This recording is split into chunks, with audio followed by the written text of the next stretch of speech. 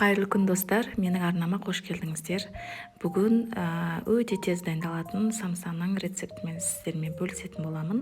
Видеоны соңына дейін көріңіздер. Бұл самсаның ерекшелігі, яғни қамыр, яғни илей салып бірден түйіп жасай беретін боласыз. Ең алдымен ұнымызға осы салқын сары майымызды, яғни таза сары майымызды тоңазытқыштан алып, теркадан өткіземіз. Яғни біздің сары майымыз өте қатты болуы керек.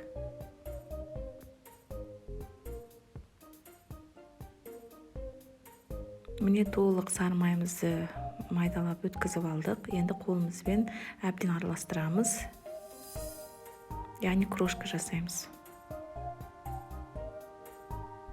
Ұнымызды дайындап шетке қойып қоямыз. Енді 200 грамм жылы суымызға үлкен ас қасықтың жартысымен тұз қосып, және де осы үлкен ас қасық толтырмай сірке суын қосып бәрін жақсылап араластырамыз.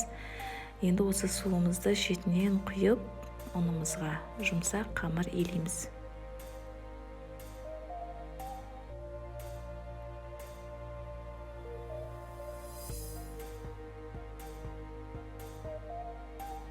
Міне қамырымыз біздің дайын болды. Енді пакетикке салып, холодильникке қойып қоямыз. Енді салмасын дайындаймыз. Бізге менде фарш, яғни сиыр етінен жасалған. Енді осы етімізге кішірек капустаның жартысын тураймыз. Жартысын өте майда етіп турап саламыз.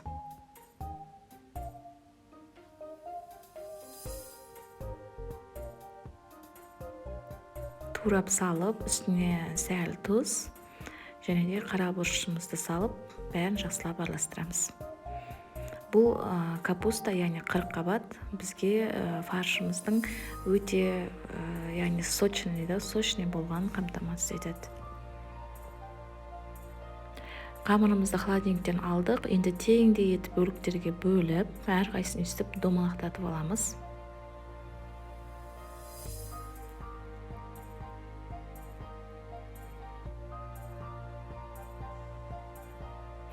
Бәрін домалақтатып, міне осы қамырда менде 40, яғни самса шықты.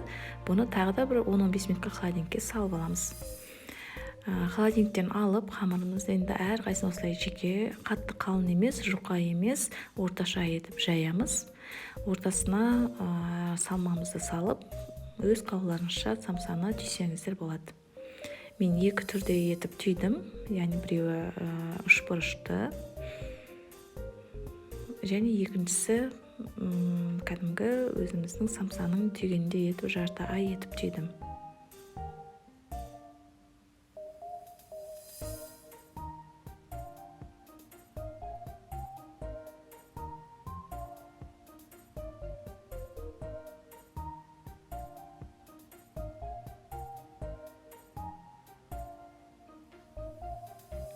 Әртүрлі етіп түйу өз еріктеріңізде. Бәрін жақсылап түйіп, пергамент қағазын төсеп, менде тефлоновый төсеніш, үстіне самсамызды тізіп, жұмыртқаның сарысын жағып, күнжутымызды сеуіп, 200 градуста ысып тұрған пешке жарты сағатқа қойып пісіріп аламыз.